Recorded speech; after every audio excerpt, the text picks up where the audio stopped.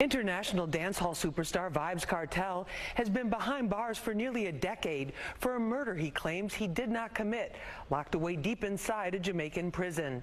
I've been trying to interview him for several years, but it seemed impossible. Then one night I got a surprising call.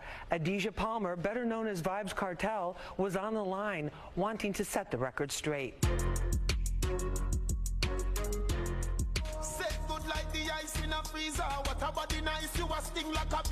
Vybz Kartel is many things, an incredibly prolific artist in the dancehall reggae genre who's managed to dominate the music scene despite being locked down.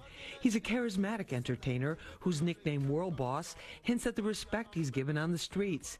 He's a champion of the poor and a convicted murderer whose claim from day one he was framed. His talent, drive, intelligence, and wicked wit have never been in question. Now the only question is whether his last legal appeal to the highest court in the UK will determine he was convicted based on falsified phone evidence. A lot is on the line. He could be a free man by 2022 or an inmate for 30 or more years. It's enough to send anyone into depression, but not Vybz Kartel. I hope you're hearing me. Yes, yes. As you look around the cell that you're in right now, can you describe for us what that looks like? It's dark. It's hot. It has like 3 or 4 bunk beds. It's got a toilet in the corner, and it's got a huge grill. Lots of metal. It's like a dungeon, but it's, instead of being in the cellar, it's in the attic. I'm actually in the roof.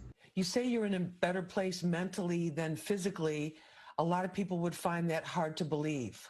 Yeah, because I was sick for a few years. So definitely I'm recovering physically, but mentally I've always been in a good place because I know I'm innocent and I know I'm coming out. Do you really believe that? Yeah, of course I believe that. And to be totally honest, the system really wanted me thrown away. It was never about me being charged for a murder. It was about getting rid of Vybz Kartel, not Adidja Palmer, the person. Why do you say the system is out to get you? Because they told us, they say we have too much influence. If you remember when Movado and I had that little feud a few years ago, we even went to King's house, which is like the home of the Prime Minister. And they were telling us that, oh, we're leading the kids astray, and if we don't stop what we're doing, we're not going to get any permission to do shows and stuff like that. So it has always been about the influence that Vybz Kartel has. The dancehall music genre, like gangster rap, does not shy away from lyrics that talk about guns and street violence, as well as sexually explicit content. How do you keep your spirits up in prison? That's a good question. That's why I said I'm more mentally in a better place because I read a lot, I write a lot. You know, I watch movies, I listen to music, and I've met people here that are cool, like cool people that we can talk about stuff. You know, good friends along the way. So that's how I spent my time.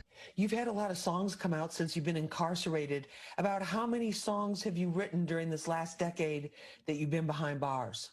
Lots of songs. I can't even count. At one point, I was sending out like 3-4 books a month because when I write the songs, I usually send the books out when I get visits.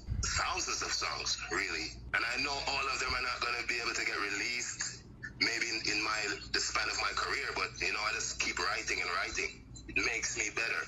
Are you concerned that the conditions there are going to impact your health? I'm basically just thinking about going home now because everything is drawing to a close, so I'm not really worried about my health as much. I'm doing much better, you know, so it's all good.